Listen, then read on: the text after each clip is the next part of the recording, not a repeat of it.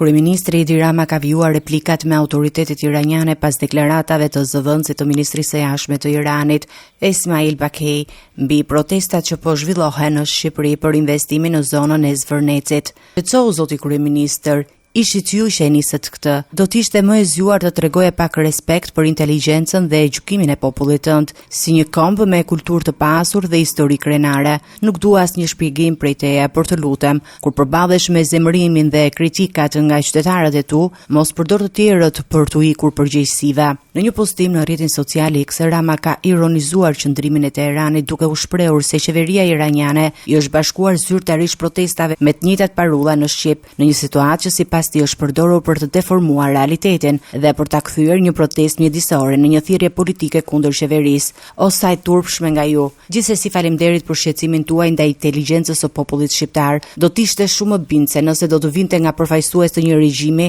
që nuk i godet vazhdimisht qytetarët e vet me censurë, intimitim, ndërprerje të internetit dhe shtypje të mendimit ndryshe. Duke krahasuar situatën në Shqipëri me atë të Iranit, kryeministri thekson se qytetarët shqiptar gëzojnë të drejtën për të protestuar, për të kritikuar qeverinë dhe për të kërkuar zgjedhje të lira pa frikë ndëshkimi. Ju citoni protestues shqiptar që bron rastin në rrugë. Shumë mirë. Kjo quhet demokraci. Në Shqipëri njerëzit janë të lirë të protestojnë kundër qeverisë së tyre, të kritikojnë kryeministrin, të kërkojnë drejtësi dhe zgjidhje pa pasur frikë nga burgosja. A mund të thuhet e njëjta gjë për njerëzit në emër të cilëve pretendoni se flisni? Ai cilësoi paradoksale shqetësimin e shprehur nga Teherani për protestat në Tiranë, duke akuzuar autoritetet iraniane për censurë, intimidim dhe shtypje të mendimit ndryshe. Edhe është veçanërisht domethënë se që papritur keni zbuluar një shqetësim kaq të madh për protestuesit në Tiranë, ndërkohë që gjaku i 10 mijëra njerëzve tuaj rëndojnë mbi dërgjegjen e regjimit tuaj, ndërsa të panumërt vazhdojnë të vuajnë persekutimin, represionin dhe burgosjen, edhe ndërsa 10 milion mbeten të bllokuar në kushte që të përkasin më shumë jetës se sa shekulli të 21.